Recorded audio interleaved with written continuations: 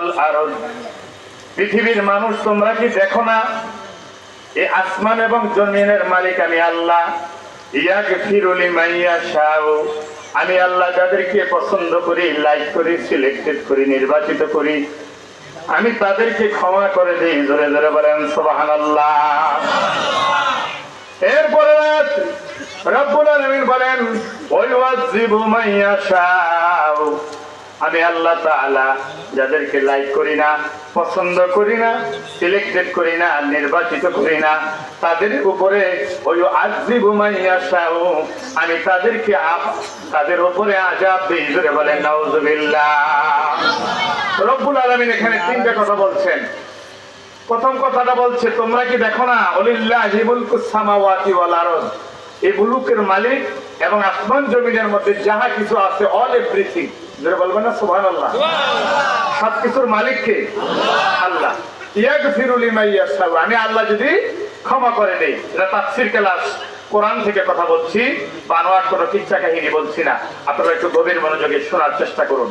বাবারা আমার, প্রিয় বন্ধুরা, আল্লাহ বলেন ইয়াগফিরু লিমান ইয়াশাউ, আমি আল্লাহ যাকে পছন্দ করি তাকে ক্ষমা করে দেই। আর ওয়ায়ুযিবু মান ইয়াশাউ, যাকে আমি পছন্দ করি না তাকে আমি ক্ষমা করি না। জোরে বলেন নাউযুবিল্লাহ। এই এখানে তিনটা কথা পেলাম। এক নম্বরে এই মুলুকের মালিক আমার আল্লাহ, রাজত্বের মালিক কে? আল্লাহ। ইন্নাল্লাহা আলা কুল্লি শাইইন কদির। আল্লাহু আকবার। রব্বুল আলামিন বলেন নিশ্চয়ই আমি রব্বুল আলামিন সকল ক্ষমতার মালিক। জোরে জোরে বলেন সুবহানাল্লাহ। আমাদের দেশের, বাংলাদেশের 56,000 বর্গ মাইলের ছোট্ট একটা দেশের রাজনীতি নিয়ে, গদি নিয়ে কত পারাপারি লাফালাফি আছে না নাই? অনেক লোক দেখবেন এই গদির লোভে বলে সকল ক্ষমতার উৎস জনগণ, আমার আল্লাহ বলে সকল ক্ষমতার মালিক আমি আল্লাহ। আর নেতা নেত্রীরা বলে সকল ক্ষমতার মালিক জনগণ। এই কথার মধ্যে সাংঘর্ষিক হইল কি হইল না? বলেন নাউযুবিল্লাহ। ক্ষমতার মালিক জনগণ নয়, ক্ষমতা দেয়ার মালিক আল্লাহ, নেয়ার মালিক আল্লাহ। আল্লাহ নিজে কত গরিব ধনী বানাইলেন, আল্লাহ নিজে কত গরিব ধনী বানাইলেন, কত ধনীর কানে ধরে রাস্তায় ঘুরাইলেন, কত ধনীর কানে ধরে রাস্তায় ঘুরাইলেন, কত ধনীর কানে ধরে ভিক্ষা করাইলেন। ঠিক না বেঠি? বেশি দূরের কথা বলছি না বাবারা।